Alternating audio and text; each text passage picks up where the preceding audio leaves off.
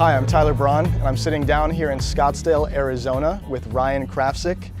So what do you do, Ryan? So I currently work for CIM as an Associate Vice President of Partner and Co-Investor Relations. I'm not sure how familiar you are with CIM. Somewhat familiar. Okay, so we're a private equity real estate firm, owner and operator of real assets. So essentially buildings, developments, leasing, renting, we do everything across the spectrum when it comes to real estate. My primary responsibility is to work with the investment team on raising capital for the funds through investor relations. So high net worth to ultra high net worth families, sovereign wealth funds, pension funds, endowments, you name it. Anyone with high net worth dollar amounts to invest in our properties and projects. That's awesome. And why do these people generally want to work with you, invest with you? So CIM is very unique in how we kind of do things. I think that's the best way to kind of answer that question. So we're vertically integrated, so we do everything in-house. So compared to your other typical real estate firms, we're very different in that aspect. So we do development, leasing, renting, investment, everything in-house. We have our full team, Gotcha. But we don't have to outsource anything, whereas these other firms, they do. One, that's another reason in our track record. We've been around for 25 years. We had returns through the recession, positive returns through the recession, which is very rare for the real estate industry. Wow. So I think that shows a lot of, one, our discipline, how we execute, and then it helps have everything in-house to control from start to finish the project. Gotcha. Okay, so kind of my take on your company when I was researching is you would do things like, for example, you would own like an office building or like a high-rise, and you would manage that. Correct. And you'd take care of all the leasing and then focus on holding the property long-term as an investment? Yes, and also redeveloping it. So let's say a lot of things now, I don't know how familiar you are with real estate, but you're seeing across like the spectrum, you're getting like the parking garage on the first 3 floors, then you're getting retail on the first 3 floors, then parking garage, then residential. Gotcha. That's kind of like the new, I guess, real estate. I don't know, but that's what a lot of buildings are going towards. Sure. You're getting a lot more, you get different tenants in different spaces across the entire building. So that really helps with obviously returns and then risk. Yeah, you're utilizing the space with a specific layout. Exactly. I understand that. That's really cool. Yeah. So how did you get into all this? Like, what was kind of like your path? Yeah, that's a great question. So I guess we'll start in high school. So I played soccer in high school, thinking that I wanted to go play in college. I was a pretty good soccer player in high school, not to toot my own horn, but I had I believe you. recruits and all that. And so I didn't know what I wanted to do besides that. So I was like, I just want to play soccer. I didn't really have the grades out of high school, to be straightforward, so I went to junior college for 2 years. Played soccer club teams in my area, and then killed it. Like junior college was super easy for me. I got excellent grades, and I was like, hey, now what?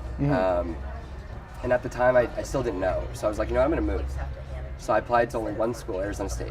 And I was like, I'm going to move to Arizona. Really? My parents like, no, you cannot move. And I said, no. And where was that from? Where were you? California. Okay, in California. Simi Valley, California. Gotcha. Which is just outside of LA.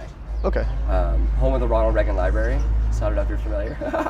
Not particularly, but that's an interesting. Yeah, it's a good fact. The Rodney King trials. I'm familiar. Okay, yeah, they're held in Simi Valley, California. Okay. Yeah. Wow. Very cool. So after finishing my my AA at Moore Park College in Moore Park, California, I moved to Arizona. Like I knew everything, right? Like told my parents, I'm gonna handle this. I'm 19 years old. I got this. Yeah. I'm an adult now. Yeah, exactly. Showed up to ASU, ready to go. First semester went fine. Had to realize I had to work 2 jobs. So I worked for the basketball team. Okay. And then I kind of got my first job in finance, working at Chase. Oh, cool. JP Morgan Chase. I did 2 jobs, going to school, also playing soccer on the club team at ASU. Right. First semester went okay, decent grades. Next semester was a total flunk, so I had to leave. Like I had to get out of there. And so I begged my parents, this would be like 2011, if I could move back home to California. And my dad said, yes, but you have to go back to school. Not knowing what I wanted to do, when I went back to school, I said, sure, of course. Just anything to get me back home. So I moved all my stuff back home, and then figured out over the summer, and then decided I'm not gonna go back to school, I'm gonna take a year off. So I went back to like the motorcycle thing, and I worked for a kid in Carson. I traveled the country with him and was basically his trainer and mechanic. We drove from here to Florida to everywhere. I was his babysitter essentially. That's cool. And training him. Well, did a lot of your past experience help with that? Yes, it did. And it was just, he was part of the motorcycle industry that I knew when I was in it when I was in my age. Yeah. Through his parents. It's a very small knit community where I grew up. I see. So, so being able to fall back on that skill set was really beneficial. Moving back to California, I had a job, so I did that. It was like 60 hours a week. I was always on the road, had no time for anything else. And I was like, about a year of it, excuse me, I decided it's not for me. It's not what I want to do. So I applied to the local university, Cal State Channel Islands. It's not on an island, contrary to popular belief, but just a small local state school, the newest state school. It's been around about 20 years. In Camarillo, California. So I finished there with a degree in political science and business management. Gotcha. And then decided I wanted to move back to Arizona because I met a girl when I was there previously, and we wanted to make it work. You know, like every kid does, right? So I moved back to Arizona at 24, and did have no job or anything like that. I got my first job in tech, which wasn't really something I wanted to do, but I was like, it got me to Arizona to be closer to her, and we'll make this work, whatever. That lasted about 8 months, the job that is. Yeah. And so I hated it. I quit on my lunch break, April 1st. That's crazy. I got up, I left, I closed all my stuff up, I was done. Did they think it was a joke? No, they knew it was serious because they knew how fed up I was. Yeah. It just wasn't for me. I just couldn't get into what we were doing, and I didn't like it. Sure. So jobless, in a new state for about 9 months. Obviously need to pay bills, so I worked for the local valet place. So I valeted on the weekends and the week while also working on an app. Gotcha. So what was that app all about? So the app was called Bunch. Okay. And essentially you're familiar with Tinder, right? Yep. Okay. So it had the Tinder functionality as far as like the swiping, but it would utilize like your LinkedIn contacts. So essentially for business professionals, when you're traveling, you could search, you know, I want to know someone that went to this school, that's in this industry, with this title. Right. And it would take your area and you could connect with them. And you can set a meeting with coffee, lunch, or dinner. So it's kind of like dating, but for on-the-go business It's professionals? just for business, yeah. Gotcha. Really It's great for conferences too. So you would, if you went to a conference, you would know every attendee at that conference and people you wanted to connect with in different industries. So you could search it through university, through profession, through company. Okay. So if you're traveling, let's say you work for Intel, right? You're traveling across the country. Hey, I want to meet someone that works at Intel as well in maybe this department so I can connect with them or whatever it is. Yeah. So it's an easy way to do that. Also. Yeah. You can set the meeting through the app, links to your calendar. There's even ways it would promote certain restaurants in that area. Let's say you set the meeting on the app, you get $5 off SIP coffee if that's where you guys meet up. So I did that for a little bit. I pitched it to some investors. That's an awesome idea for the integration. Sorry to cut you off, but it's integrating local businesses is a great idea because then you can get like the community Exactly. involved. That's a big thing for me. So yeah, I got to the point where you could use it. It was not on the App Store, but the next step was to get it there, but I didn't have the funding for that, so I kind of put the kibosh on it. And there was another app very similar called Weave that I followed for about a year, and actually they folded. They couldn't sustain that business model. Bummer. Yeah. So, and the only one that's similar right now is like Bumble Biz, but it's still not the same. That seems kind of like it's in the development stage still. Mine was more customizable, where you could search, where you're not just swiping through people. It was very targeted. Gotcha. Like let's say, for instance, for you example, you could target exactly who you want to, interview or meet with or whatever through these functionalities. Or me, like if I want to meet someone that, I don't know, works in the investment industry, I could search, and they went to this school, they work at this company, and they would let me know who's in the area, and you send them a little note, and they say, would you like to meet with Ryan? This, that, and the other. Right, I could see how that could be really useful. It's on the fly, what I'm doing right connecting now. people, So, like I said, did that for a couple months, and I was like, this is not really, I like the business side of it, I didn't care for the technology coding aspect of it. Okay. So I kind of let that flounder, and then I was like, well, I need to get a job. Like, valet doesn't pay very well if you think it does. So I reached out on LinkedIn to who is now the CEO of Versant Capital Management, Liz Shabaker. Okay. Didn't know her, didn't even apply for the job. I just reached out. I said, hey. What was she doing then? So she was the chief operating officer of the firm. Gotcha. So I just messaged her on LinkedIn, cold message, said, hey, my name is Ryan. Here's my resume. I would love, to introduce myself and to work at your firm. No response. A few days go by, another message. I probably messaged her 3 or 4 times in a 2-week span. Wow. To the point where she finally said, okay, come in on this day. and we'll talk. It's quite a bold move. Yeah. No. I'm actually going to take a note on that real Yeah. fast. How to get a job. No kidding. So she was like, sure, come in. Like, I'll let you interview. We don't really have any positions, but sure. So I was like, all right, this is my opportunity. Like, this is the one chance I have to get in front of this person. Yeah. Went to the interview. I met her. I met the other founder, and I met 2 other people on the team. Went very well. A week later, she calls me. I'm sitting at the pool in my condo. I still have the voicemail, actually. Yeah. This would have been May of 2015. Yes. Okay. So sitting by the pool, just having some water, just relaxing, get a phone call. I let it go to voicemail because I'm like, I don't know who this is. Listen to the voicemail, it's her offering me a job. Wow. And I'm like, this is it. Like, this is where it starts. Shit. So I'm very ecstatic, call her back. I said, yes, I accept. Here's my email, send me over everything.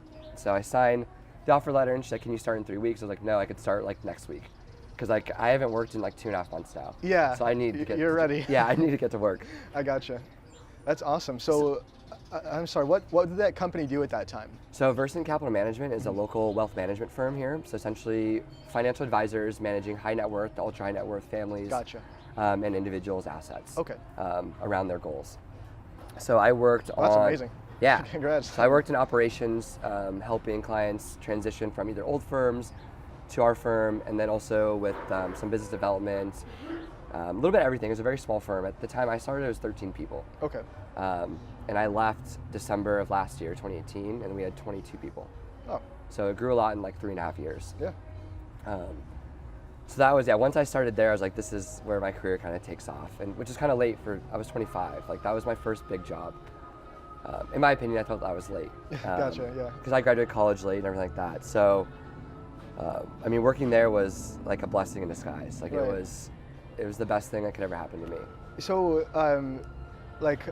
what made that so important for you? What kind of things did you learn there? Yeah, I think, so one, I learned, so Liz took a chance with me. Like, I didn't have experience in this industry besides my few years at Chase and then another bank I worked at in California. Okay. So one, taking a chance on someone or something, being me. Yeah. Two, being able to learn from others. Like, people have been doing it for a while. So Tom, who's the other founder, has been doing this about 40 years. Okay. So being able to work Wow. with him and just listen, I think that's the biggest thing. Being young and, tenacious, whatever, everyone thinks like you have to go. Sometimes it's easier to take a step back and like listen observe. and observe, yes. Instead of being like, I want to know everything. Gotcha. Just kind of taking it slow. Yeah. That's probably one of the biggest things I learned from there. Always learning too. Okay. Never saying like, I know enough or this is it. Like, there's no end. Like, I don't think in anything there's like an end, right? It's just perpetual. It Right. just keeps going. Like the You can journey never is get- the destination kind of thing? Yeah, you can never get to the top, in my opinion. Okay. You just keep going. Yeah, because there's always some other step or something new to learn. There's always more. Like, you're never not learning, and that was a big thing. That was like the foundation of that firm is we're always learning. Like, we're never satisfied with where we're at. We're always see. moving forward. Yeah. How could you ever claim to know everything in the world? You can't. Like, there's, Some people do though. They stop learning. Yeah. They get complacent. there's 7 billion in the world people in the world and more ideas than that. Oh yeah. And to even imagine learning all of them in a lifetime is That's one thing I learned. crazy. Another thing too. So I worked at a lot of big companies. This was the first small company I worked for. Taking care of your employees is like very crucial to everyone's success. okay. It's like a family there. Be so small, Yeah. I think that speaks volume to not only Liz and Tom, but also like the culture that they fostered in this environment. When a family's built on trust, essentially, right? Okay. So when you work with people that you consider your family, everyone's interests are aligned, right? Like, I want to do the best, so you could do the best as well, and vice versa. I'm not in it just for me, right? Gotcha. I mean, there's some of that. Like, you got to watch out for yourself, but Of course. of course, like as a family or like a tribe, I guess you would say, everyone has their own part, and if everyone, like the greater group is better than the individual. Yeah. That's kind of like the motto that they had there. I see what you're saying. So if we all could work together, we could all be great instead of having these individual silos of people doing, like you're doing this really good, but you're kind of keeping it to yourself. If we all work together, we could accomplish way more. I see what you're And saying. that was one thing I learned there is like that, be humble, and always be learning. I think those are like the biggest things I took away from that. Definitely, and I completely understand and I agree with that. How would you say like in in a small to medium company that doesn't have a culture like that, how would somebody take steps to start to kind of implement that kind of culture? What do you think? Yeah, that's a great question. I think it starts from the top. Lead by example is like my biggest thing. I don't think telling someone how to do something, well, that's the best way to do it. If the founders or whoever's leading the company has these values already instilled in themselves, it trickles down. Sure. But also you have to hire people that can set their ego aside and understand like this is how we're doing things here, and you need to follow suit. Gotcha. You can't be swimming against the stream because it's not going to work. You have to buy in to what we're doing and go all in. Right. With anything, right? So it starts at the top. You have to get all your employees to buy in. Attitude. I think a lot of companies, when hiring, they don't pay attention to the things that maybe they should to get everyone on board, right? Like attitude. Anyone can be taught anything, in my opinion, right? But That's a good point. teaching someone to have a good attitude it's not teachable. You either have a good attitude or you don't. Yeah. The way you look at life. So that's the biggest thing. If you can buy in to what someone's doing and how they're doing it, you'll have great success. I mean, look at all the big companies, right? They bought into this is how we do things. Tesla, Definitely. right? Like we're trying to change the world. Everyone's bought into that works there, in my opinion. And that's why they're able to have success. Apple, right? Like Apple literally changed the world. Absolutely.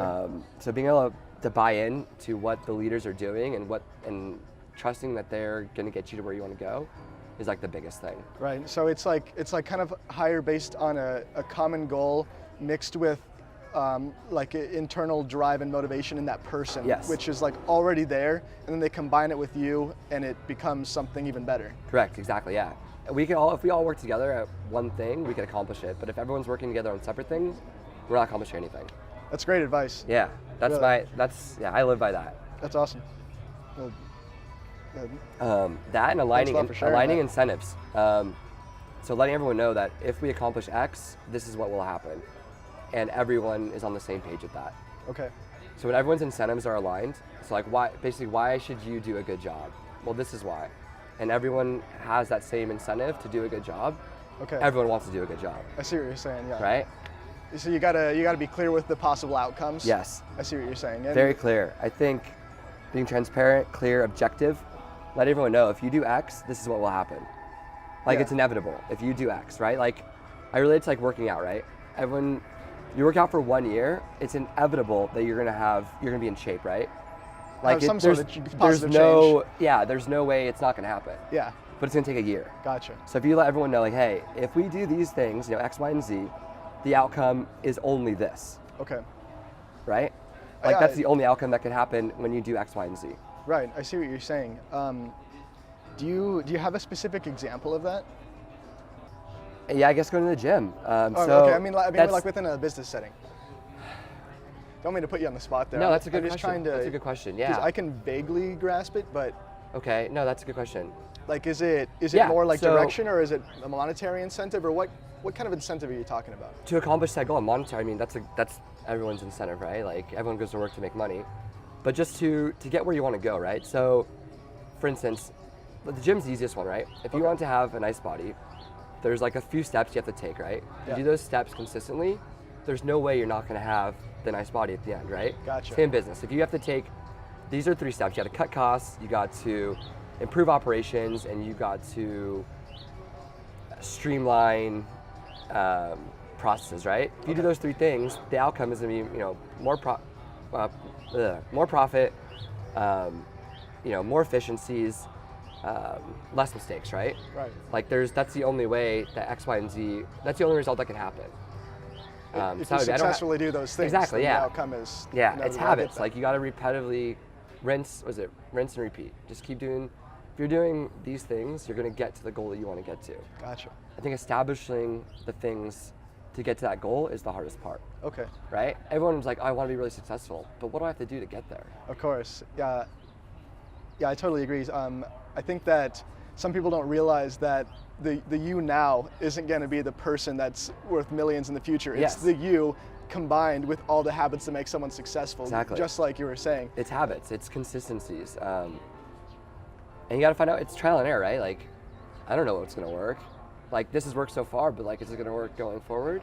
I don't know. Good point. Yeah. I do think attitude, persistence, and hard work are probably like the 3 components that any very successful person can probably say you need. But outside of that, I mean, a lot of it's luck too. I've heard some of that here and But there. I'm a big believer in that. I don't care how talented you are, like luck has to play a role. Right. Yeah. On the flip side of that, if you try something enough times, you're bound to get lucky one of those times. Exactly. So That's you a very can good point. create your own luck by just, instead of trying it 10 times, trying it 1,000 times. Yeah, luck can be defined in different ways. It's not like you can stumble upon $1,000, or you could just be doing the same thing and then one time someone notices you. Someone walks through the coffee shop, it's like, hey, like I saw you reading this book, like who are you, whatever. You can That's message luck. the COO 4 Exactly. times. That's luck, right? Yeah. She didn't respond to me. I got lucky. Yeah. I understand.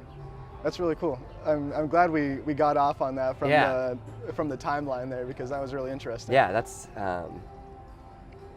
definitely at least my keys to success. That's what I would think everyone not should be doing, but those are things you should incorporate into your day to day. Consistent, having intention. So every week, like, what's this week gonna look like? Okay. What am I gonna do? What's gonna set me up to get to where I want to be? And you could do it in months, in years, and whatever. Just got to figure out what works for you, and also have short-term and long-term goals. Sure. Because if you just have long-term goals, you're going to be like treading water, because you have to be able to pat yourself on the back on the journey, right? Gotcha. If your goal's not till 5 years out, like that's a long time. I see what you're saying. There's no reward on the way. Yeah. So You gotta have a few carrots and a few snacks on the way to the cake. Get yourself, to reward yourself. Exactly, to keep motivated. I see what you're saying. So, okay, that was like a lot about what you've learned on your path so Right. far. So after that firm that you worked at for 2 years, right about 3.5. Oh, 3.5. Yeah, I'm so sorry. I just left there. That's right. I just left there in December. Okay. Of 2018. Got it. Okay, Yeah. so after 3.5 years, then you transitioned to the firm that you're at now, which Correct. is CIM. Correct. Okay, so how did that transition go? How did you know you were ready to leave, or did you know that? Yeah. So great question. So, I guess backstory. So the first year and a half at Versant, I was just learning. Like, I didn't really know much about the industry. I didn't really have much skills in the industry. So the first year and a half was just learning. Okay. After a year and a half, I picked up what we were doing. I got it down pretty pat. I was helping a lot. So fast forward a year, so now at 2.5 years, I'm like, all right, I got it down. I know exactly what we're doing. I got a team. I'm like part of the operations committee, so streamlining all the business operations, client onboarding, all sorts of stuff, right? Right. About the 3-year mark, I had to sit down with my boss, Liz, at the time, and she was like, well, what do you want to do? Like, what do you want to be when you grow up? I'm like, that's a great question, Liz. Like, I think I don't know.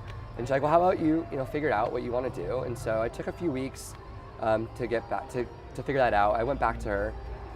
I said, I want to do business development. Like, I want to be you, essentially. And she's like, yeah, I get it. Like, of course. Sure. And I was like, I know it takes time. She's like, all right, well, let's see what we could do. So doing business development at a firm like that is very tough. Millionaire or very wealthy people just aren't just walking in our door off the street. It's a very long process. So having someone dedicated to that role isn't ideal. I gotta be doing something else. Okay. So she's like, but let's figure this out. So, because she wanted to keep me, I've been with the firm through a lot of transition, just a lot of good stuff. A month or so goes by, I'm getting kind of a little frustrated because I'm not sure where we're going. We sit down and she's like, hey, look, so unless you want to do the investment side, which is like research, or you want to be a financial advisor, I'm not sure if we can make the business development thing work. Okay. But I don't want to lose you, so let's wait and see. Gotcha. So another month goes by. She's like, look, this is the only 2 paths really. If you don't want to choose one of those paths, then we got to figure out something else for you to do. She's like, how about you take a month or 2 to look for another position? She's like, I'm not kicking you out, but I just want you to like see what else is out there. Like, we're kind of holding you back. Your skill set, we don't have a role for your skill set. And this goes back to kind of full circle on taking care of your employees. Okay. Because not many companies would let you look for another, like, you know what I mean? Like, let you look for another job while you're still working there. Like, Right. that shows, like, she obviously cares. She wants me to be successful outside of her firm, right? She's running the firm at this point. She's the CEO. Okay. So I think that speaks volume to her and as the company, right? Like it's not about her anymore. It's about me being successful and her caring about that and how she can help that. Because it's not going to be here, clearly, but where will it be?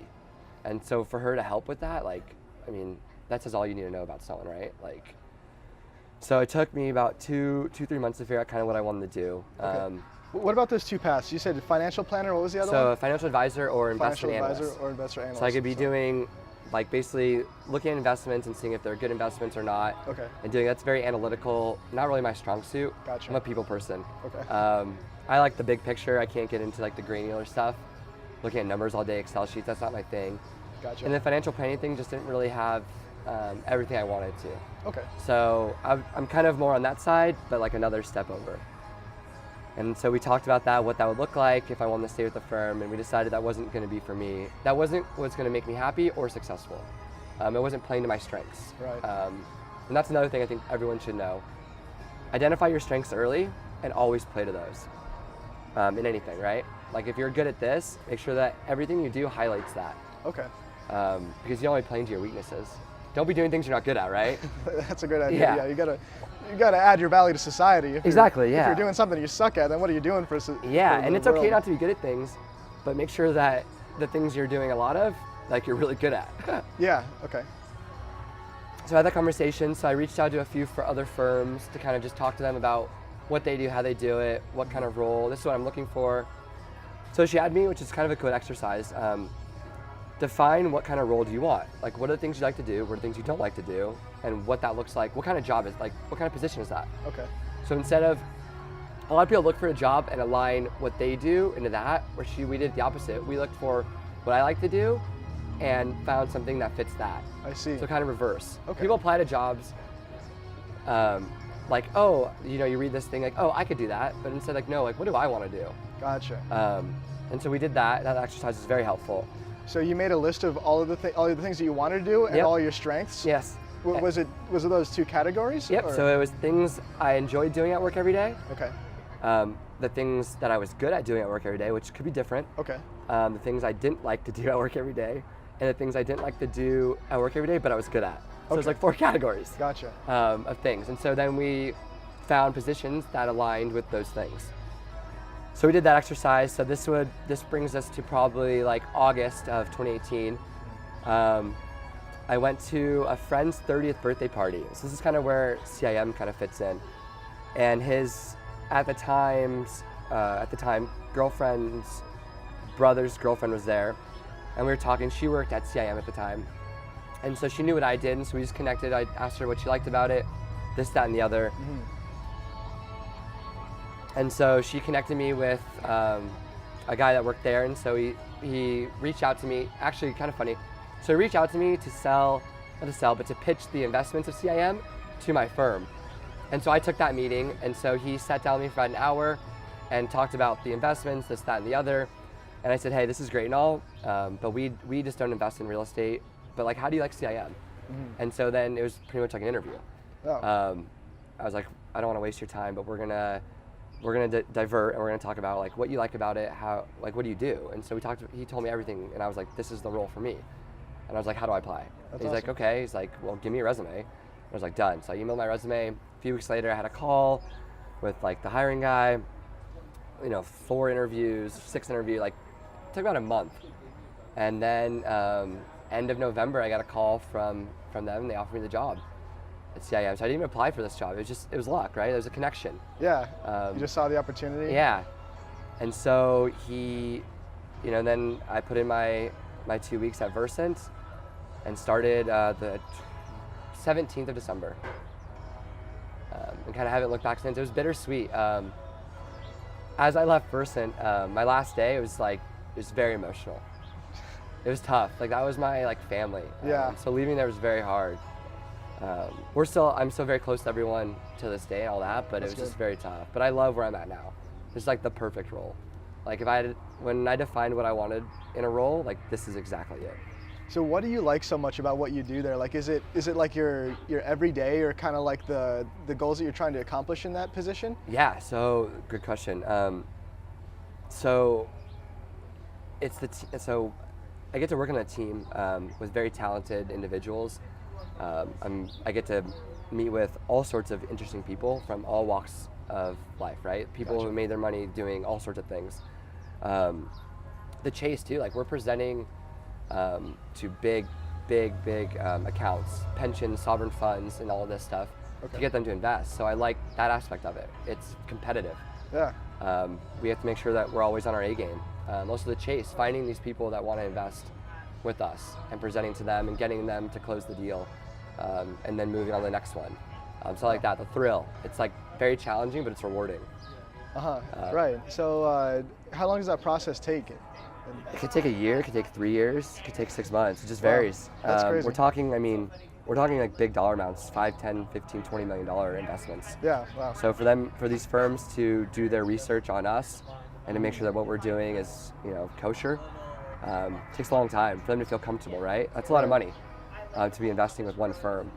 So I like that process and being able to educate them, because I truly believe like we are the best at what we do in this industry. Wow. So being able to relay that message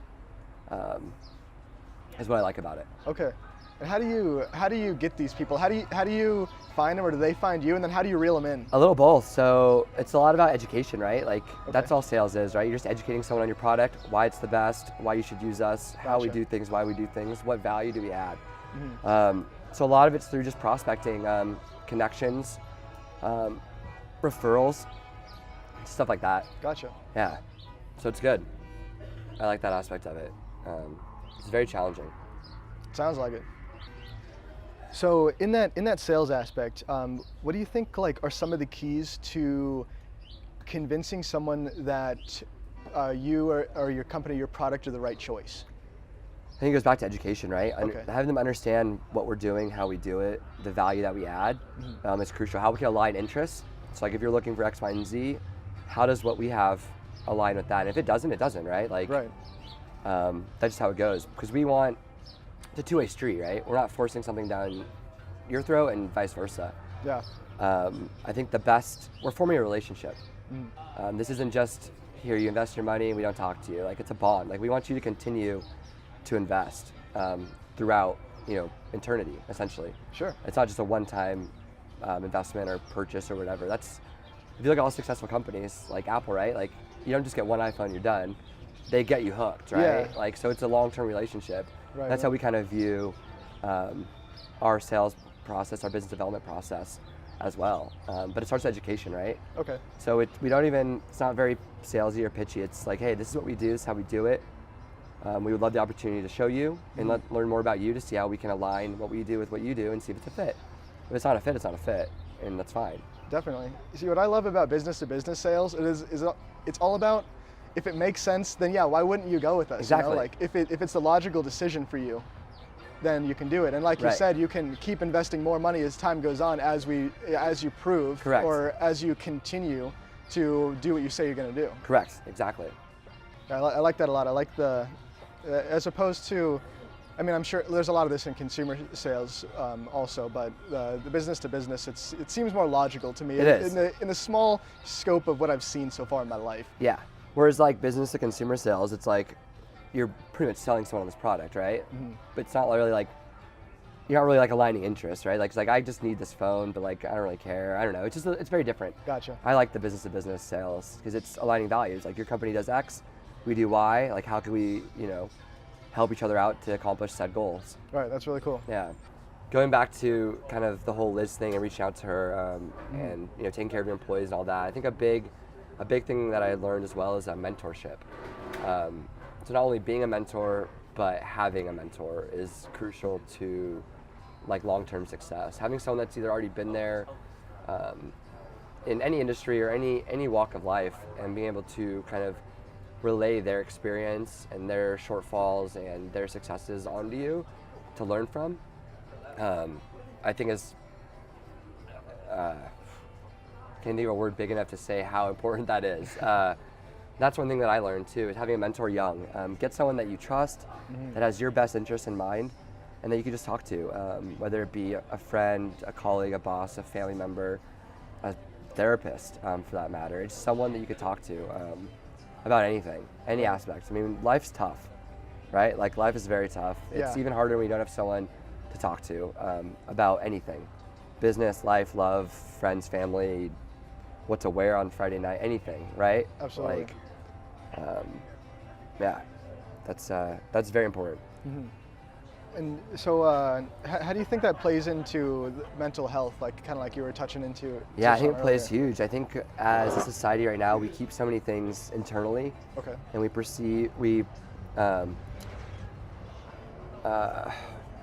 put out to the world someone different than we really are on all sorts of all these different mediums, right? Facebook, Instagram, Twitter, and you could pretend to be someone you're not, right? Right. Gotcha. Like you pretend you're very successful, you can pretend you have a great body or whatever the case may be, that you're doing so well, but if you actually talk to these people face to face, like that's not the case at all. I see. So being able to have someone to communicate these things, like I said, going back, like life's tough, right? Like we have a lot of stuff going on, like in our head. Like it's hard to always be positive and upbeat, like with all the news and things that happen. But having, like I said, someone to talk to and to go through those things, setting a plan on this is how, if this happens, this is how you should handle it. Whether it be exercise or whether it be reading a book or taking deep breaths or walking or whatever helps you cope with whatever's going on in the day-to-day life positively. I think it's huge, right? Life is so go, go, go, and it's hard to kind of shut off and relax and to take it all in. Absolutely. I see what you're So saying. I think it's huge. Yeah, mental health is very important to success. Same with physical health, though, and I think they're intertwined, right? Like if you're mentally healthy, you're usually physically healthy as well. I see what you're saying. I think they kind of go hand in hand. I would say though, if you're physically healthy, doesn't always mean that you're mentally healthy, Okay. in my opinion. A lot of how I see that is sort of like mental health. I mean, physical health is kind of like a tool that helps you along the way with those kind of things. Yes. Like for example, like getting the blood flowing. Just an outlet. It helps like an outlet. It helps like release like the certain like chemicals and hormones that you need in your Definitely. body to be mentally healthy throughout the day. And I was just kind of expanding on like kind of what I've learned about how those connect to each other. Yeah, it's taking care of yourself too. Like, right, you only have one body, right, in one life. So if you trash it and don't take care of it, you're not gonna last that long, right? Right. Sure. So the more that, I mean, obviously, I don't eat healthy every day. I drink, whatever. But if you exercise and take care of yourself, you could last longer. You could go longer with every aspect of working, of living, right? Like the goal is to live as long as possible, right? Because you only get to do it once. Definitely. So why jeopardize it without taking care of yourself? And it helps in every aspect, right? If you're healthy physically and mentally, like you're going to be able to do things and enjoy things longer and better, essentially. Absolutely. Right? Would you say that kind of having that responsibility to take care of your mental and physical health, even if it means avoiding maybe more fun things in the short term, would lead to a more fulfilling life? Yes. You should always be long-term focused, right? Short-term, it's just, it's here today, it's gone tomorrow, right? But like sustaining long-term success is like the real name of the game, right? Gotcha. Yeah. So doing that, making those daily deposits, right? Going to the gym every day, being intentional with what you're doing each day helps. You can look back and be like, wow, look at where I was 2 years ago. Look where I am now. Absolutely. Like physically, mentally, emotionally, spiritually, whatever. I think that's crucial. What are some like micro habits that you have that you do every day that you think is like crucial to keeping up, your mental state? Like you said, going to the gym every day, but what are some other things? Yeah, so I wake up at the same time every day. Okay. I'm very routine oriented. So I wake up, I walk right to the shower. I take about a 10-minute hot shower in the morning. And then I check the news for about 15, 20 minutes to see what's going on in the world. Gotcha. That's kind of just unwind. Then I get dressed. I have my clothes laid out. This is I'm very, very meticulous. Oh, I like to hear it. This is my great. clothes laid out, from my shoes to my socks to everything. So I know what I'm wearing. So I go to work really early, so I have to have everything pretty prepared. I eat the same breakfast every morning during the work week. Okay. I do the same routine when I get to work. So I log in, obviously, my computer, I check in my emails. I go through the same process every day, very process oriented. So I know exactly what, I hate having things be unexpected, right? Okay. I know what to expect every morning. Like there's Gotcha. no surprises. Like Yeah. I know what I'm getting into, I know what's gonna happen. I control my day. think that's the biggest thing. When you let the day control you, that's when you can't handle it. But when you're intentional with everything you do, from the moment you wake up to the moment you go to bed, like I know exactly what my day's gonna look like. Obviously, I can get a flat tire, and that's out of my control. But for the most part, everything is in my control. Right. Through how my day's gonna go, and that's the way you should be with everything. Same with emotions, right? Like, I control my emotions, how I feel about things. You shouldn't let anyone or anything do that. Wow. Because otherwise, like, it's gonna be tough.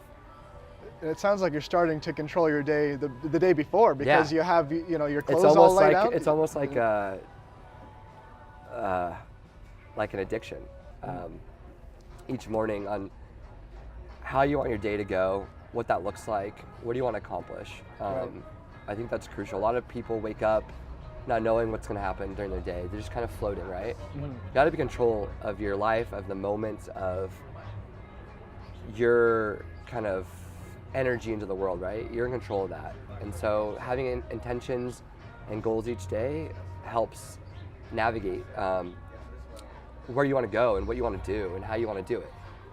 So by not having those things, I think you're just kind of like floating in the wind, in my opinion. I'm not saying it's for everyone. Everyone has their own ways. This is what works for me.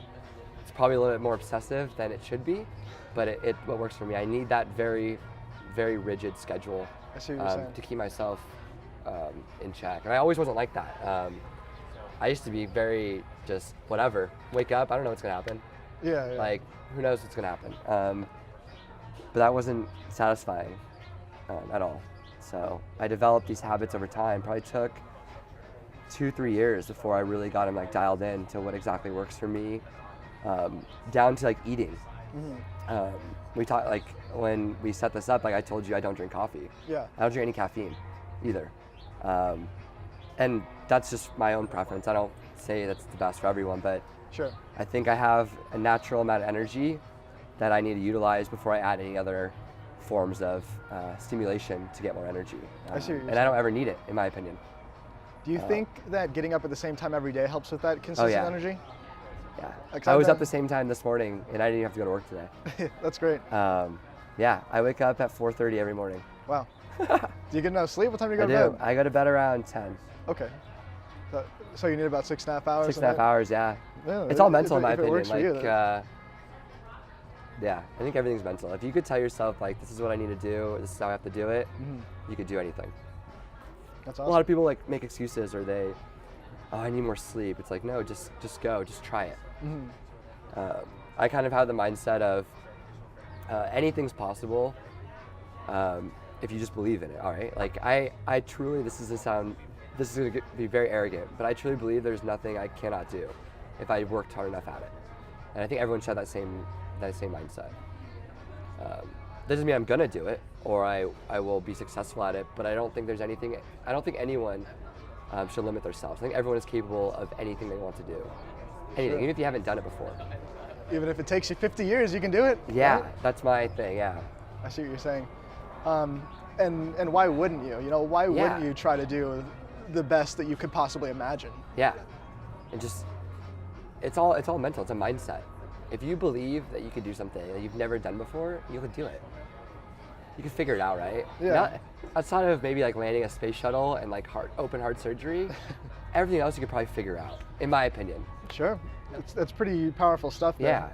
Yeah. And I totally agree. I think that more people should kind of view their life that way. The only thing that's holding you back is yourself and your attitude and your mental state. Gotcha. Yeah, but outside of that, I mean, anything's possible. You can do anything that you want to. Right. That's pretty amazing stuff, I think. So how do you think that someone could keep that mentality? Like, what do you think are the important things that go into that mentality? Like not everyone thinks positively all the time. That's my point. Like, how do you try to get back to that positive view if you waver from it? Gratitude. Being thankful for where you've come from, what you have, and like where you're going. That's like the most humbling thing you do, right? Like, you have a bad day, but if you look at all my family's healthy, I have amazing friends, I'm still here, like, getting in a car accident or breaking up with your girlfriend, whatever, is like a drop in the bucket I see. in the grand scheme of things. So being thankful, counting your blessings every day. And everyone loses sight of that. I do. There's some days I'm like, man, this is a tough day. But then I realize, wow, I have amazing family, amazing mom, amazing dad, sister, grandparents that care about you, and friends and all that stuff. Like, that's really what life's about. Right. And being able to hone in on that and understanding and never losing sight of that. Okay. People like, oh, I want to chase success, all that stuff. Like, that's great. I want to be very successful. Don't get me wrong. But at the end of the day, those are the most important things. Okay. Friends, family, enjoying life, those moments. I think that helps you be successful. Understanding that you could lose everything, like your job, whatever, and you still have everything, right? It's an interesting way to look at it. Like, you could lose everything that you think is everything, but still have everything. All the things that are really important to you Exactly. if you were grateful for them. Yeah. So being able to assess that every day, and I can't think of the book's name right now, but I started this last year because I used not to always be the most grateful person. I would always want more, right? I'm always climbing this ladder that like was never ending. Okay. And so what I started doing is a grateful jar.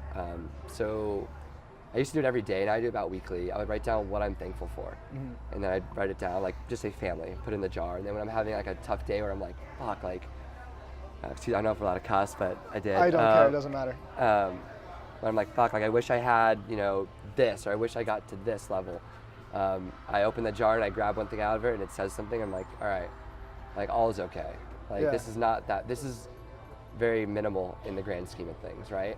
That's awesome. And if you're really having a bad day, you could dump the whole jar out and read it all. I know, right? I do one at a time. I don't have that bad of days, but if I did, yeah, I would probably have to do that. So I think that's the biggest thing, just being thankful for what you have. Because we always want more in the society, right? Yeah. Like everyone's chasing something that someone else has, and I think that's very detrimental because you're never gonna get it, right? Like especially material things, right? Like, oh, if I have this new car, if I have this, that, and the other, like it's gonna make me happy. Then you get those things, and it's not what you thought it was, right? So you're saying you're not gonna get the experience that you expected from them? Like you're Yeah. not gonna find happiness in material objects? You're climbing a ladder that's never ending if you're doing that. Okay. Real success, or I guess real happiness, is being. I think there's a few different things, but one is being grateful from what you have already, and being thankful for that, right? Like if you lost everything that you thought was important materially, but you still have your friends and family and people that care about you, like then like you're doing really good. But if it was the opposite, like that's not very good, right? Definitely, yeah. So being able to understand that everything else is just fluff, but at the core, like friends, family, is like the most important thing. And if you keep sight of that, you will be very happy. Obviously other things help, right? Like being able to get a raise and a promotion and all those things, and being able to do nice things adds to that, but that's short-term happiness. Yeah, sure. I'm actually gonna do that gratitude jar. I think that's a really good idea. Yeah, I like that a lot. It honestly, I would say changed my life, because there's a time probably where I was always chasing something, whether it was, the next promotion or different endeavors or women, anything, if I get this, I'll be happy. Then I get it, it's like, no, what's next? It's like you're chasing the dragon, essentially. Like you're never gonna catch it. Right. And if you do, there's something better. And having that mentality and attitude is super detrimental, because you're like chasing this thing that you'll never catch, and you'll never be like fully happy or satisfied. And that's like probably the worst feeling. I think that's some really good advice that a lot of people are gonna really like that. Yeah. I think that's awesome. Yeah. Something that struck me about something that you said before is that your like routine or controlling your day is almost like an addiction. Yeah. So would you say that, so this is kind of what I thought about that, is like maybe people who are struggling with certain addictions could replace their negative addictions with a positive one like that. And would you say that would be a realistic way to deal with certain things like that? Yeah, so obviously not an addiction expert on that stuff, but I think there's a lot of reasons why people get addicted to drugs and what have you. But yeah, I think if you're doing things that you're addicted to, I mean, the word addictive and addiction is very negative, right? But I don't think it is a negative. It has a negative connotation, but I don't think it's negative. Okay. But being able to do like repetitively the same thing over and over again gets you into a routine, obviously. You're able to control those things, right? Outside of that, like life's not very controllable, but if you control the things that you do, I think it can help with that. Do I think it can help with someone who has like a real addiction? Maybe. I'm not sure. That'd be interesting to find out. Okay. But yeah, I think that, like I said, having set things that you do each day and you keep doing those things will, one, limit the things in life that you can't control because you're controlling all these things on the front end, and then everything else kind of follows suit, right? If you get up early, if you exercise, if you brush your teeth, if you eat breakfast, everything else will kind of follow in that path, right? You're not kind of just going through your day on what's happening to me. You're being proactive instead of reactive. Right. Like, I know what's going to happen. This is my day. This isn't the day's day. This isn't your day. This is my day. Like, I'm doing these things, and I know what's going to happen. Absolutely. I'm in control. No one likes surprises, right? I don't. I like to know what's going to happen. Yeah. I like to have expectations on how things are going to go. Gotcha. Yeah, definitely. So you have all these things set up in the beginning of the day to like set the tone of your day for, like for like you said, being able to like control the day and have expectations of what's going to happen. How do you end the day? Yeah. Similarly. So since I work early now, I can't go to the gym in the morning, so I go to the gym later in the day. Okay. So I go to the gym every day. It's like on my calendar. Oh, that's another thing too. Everything I do is on my calendar. Okay. Is Google Calendar? Google Calendar, yeah. Cool. Google plug right there. But yeah, so sponsored by Google. Yep, exactly. So I make sure that everything's on there because that's my day. Like I live by my calendar. Okay. If it's from getting drinks with my friends to anything, like if it's not on my calendar, like I don't know I'm doing it. Like I live. That's how rigid I am. Gotcha. And that helps. So I have my gym on there every day. I go to Body. Shout out Body. Great gym. Everyone should go there. It's awesome. Cool. Great people, very positive environment. I go there. I go home. I have my dinner's already laid out. I already know what I'm having that night. I cook my dinner. I shower, and then I read, and then I'm in bed. I'm done with my phone at 8 o'clock every night. Okay. Nothing. You just kind of let yourself be in the real world and not with technology. And I have a limit. I only do about 20 minutes of social media a day. Okay. I'd say that's a good idea. It locks my phone. Like I'm done with. Like if I'm on it, it's done, and then I'm at a time limit. Oh really? Yeah. You do that automatically on your iPhone? Yeah. Oh, that's cool. Yeah. So I think that helps too, because you can get sucked in there and waste time, and it's not really just fluff. Yeah, gotcha. It doesn't mean anything. Yeah. Unless you actually have a real purpose. Exactly. So I try to limit my phone exposure and be more present. Gotcha. But yeah, my days the weekends are a little bit more flexible. Okay. Still the gym thing. Right. So how do you know? I'm sorry. I only have time for about one more. Yeah, question no worries. Here. How do you know that it's a good time to deviate from that? Then how do you get back on that schedule? So the weekends are still structured, but they're a little more loosely structured. Okay. But my weeks, like that's how I do my weeks. I don't know how I would do them else. Like so. Right. The weekend is kind of your way to let loose, kind of have fun, enjoy what you worked through the week, but also understanding that the week's coming, Gotcha. and you have to be ready to go. Yeah, right. So that's how, I don't really have an issue with deviating back to it at all. I'm just like programmed. Right. It's like robotic almost. It's kind of sick. Well, if that makes you happy and enjoy yourself, it works for me. This is what works for me. Everyone could try it. But this is what helps me. I mean, there's a million different ways to be successful and to achieve happiness. This is just the way I do it. Sure. And I'm actually going to try a lot of those things that you said. Definitely. I've been trying to do a lot of those same things, with the getting up every day, the routine and all that. Routine is very important. Stuff. Yeah. Anything else you'd like to add? I think. No, this has been great. I really appreciate you taking the time to do this. Of course. I've enjoyed this. Yeah, it's been great. I asked for your time and seriously, this has been very beneficial for me as well. It's good to get these things out. That's awesome. Yeah. And I'm sure everyone watching this is going to get some real awesome content I hope out so, of it. yeah. Some we'll definitely have to do this again. Ideas. Ryan, thank you so much. Thank you.